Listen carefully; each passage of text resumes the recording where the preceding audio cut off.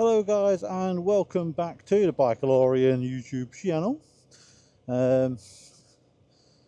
Today I want to talk about why I bought this bike, why I bought the Honda CB125F. I done so much research when I went to buy my first bike.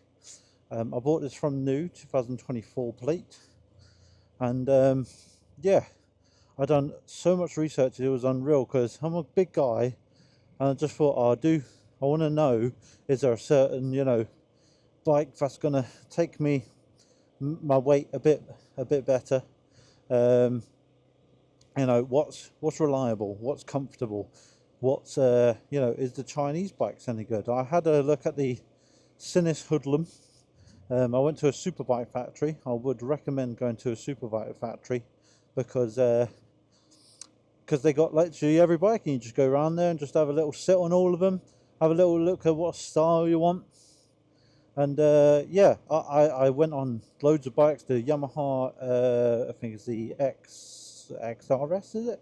The 125 Yamaha, not the R125, but the XRS, where it is. That was really comfortable. But then I was like, you know what, do I want a second-hand one? Then everybody's saying, oh, don't get a second-hand one for your first, get a second-hand one for your first bike. Don't get a brand new one and stuff. And I thought, well, I think I'm a competent rider, even very early in my biking career. And I thought, well, why can't I get something that's brand new? It's going to last me a while. The reliability's there, and no one else has tampered with it. 125s are notorious for learner riders dropping them and stuff like that. Touch wood, I haven't dropped this bike, and I don't want to. But yeah, you don't know what's happened to a bike in the past. So I was like, you know what, I need something that's reliable. I like Hondas, I like Yamahas.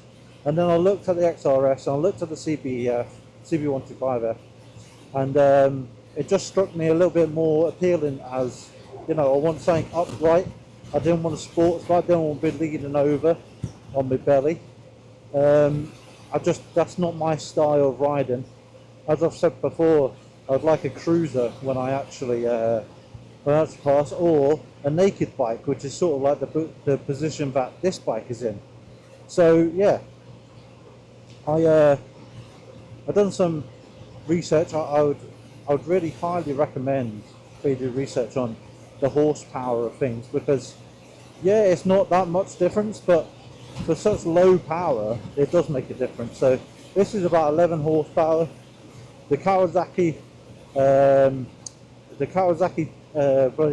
what's called 125 Ninja, the Yamaha R125, and the Honda CB125R, and the Suzuki Gixxer 125, they're all up in the 15 brake horsepower, so the absolute limit of how fast a 125 is legally allowed to go.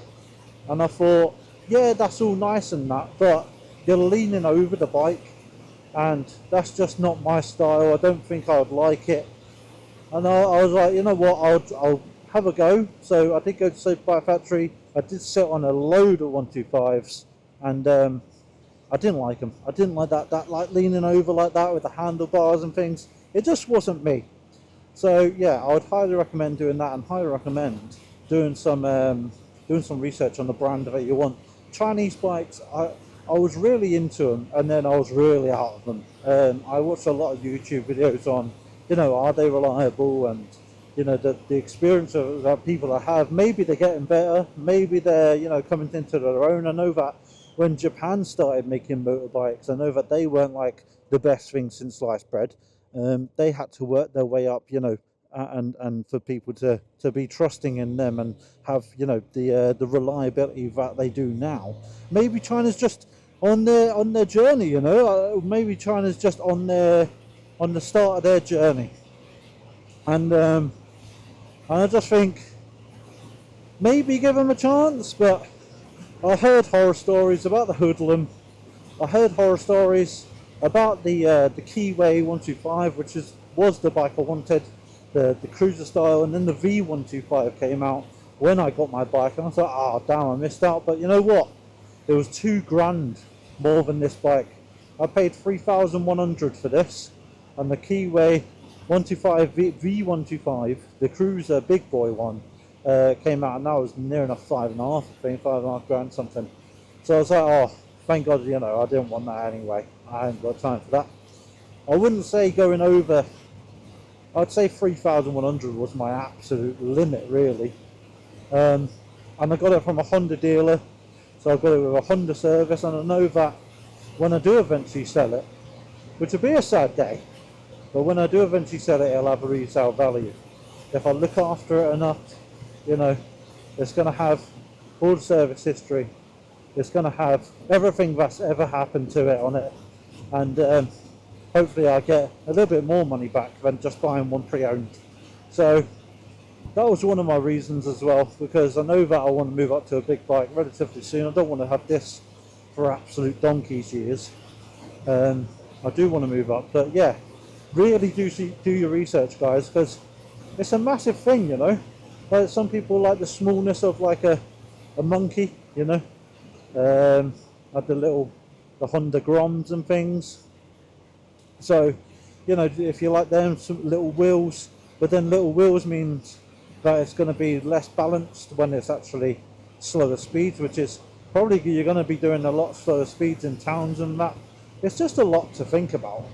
I thought the Honda CB125F was the one for me, and how right I could have been. I mean, it's comfortable, it's reliable, it's fast enough for a 125, and it hasn't done me wrong, you know. I pushed this thing to the limit. Like, I've got the throttle absolutely pinned right now, and it's just going to stay like this. It's just going to stay pinned for the whole time, and I won't have any problem at all.